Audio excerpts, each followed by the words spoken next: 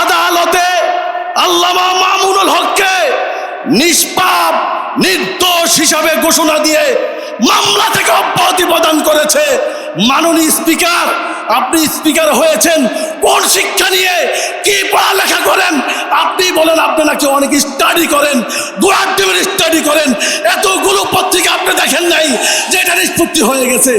প্রধানমন্ত্রী তারেক রহমান সাহেব, আপনার সামনে কিভাবে বাংলাদেশের হাজারো লাখো কোটি মানুষের হৃদয় স্পন্দন এবং মানুষের নয়নমণির বিরুদ্ধে কটাক্ষ করা হয়, তাকে কে পর্যন্ত কেন আপনার দলে রেখেছেন, বহিষ্কার করলেন না? আমরা তার সমুচিত জবাব দিব ইনশাআল্লাহ।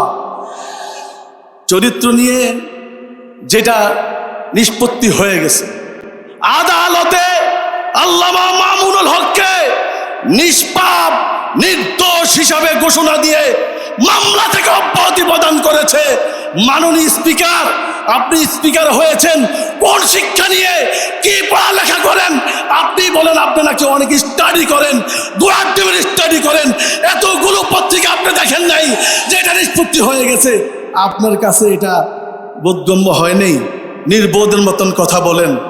যদি মনে করেন স্পষ্ট করেন আমির মজলিস উনি বলেন, তাহলে তো আমরা বলতে চাই এতিমের টাকা মেরে বেগম খালেদা জিয়া যেই অভিযুক্ত হয়েছিলেন সেটাও কি আমরা সত্য মনে করব? মাননীয় প্রধানমন্ত্রী মুসলেকা দিয়ে লন্ডন পাড়ি জমিয়েছিলেন, এই মুসলেকা কি আবার নতুন করে কি মুসলেকা করেছেন সেটাকে আমরা সত্য মনে করব? আমরা স্পষ্ট বলতে চাই, যদি আমাদের আমির মজলিসকে নিয়ে আরেকবার কোনো কটূক্তি করা হয়, ষড়যন্ত্র করা হয়, নতুন স্বাধীনতার সূর্য উদিত হবে, নতুন বিপ্লব সাধিত হবে, নতুন 5ই আগস্ট ঘোষণা হবে।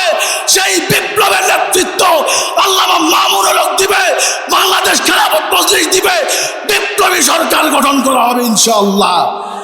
সেই বিপ্লবী সরকার গঠন করতে, দেশকে পুনর্গঠন করতে রাজি আছেন তো ইনশাআল্লাহ?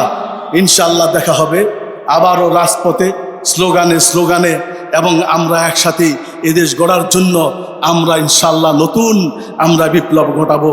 ওমা তৌফিক ইল্লা বিল্লাহ।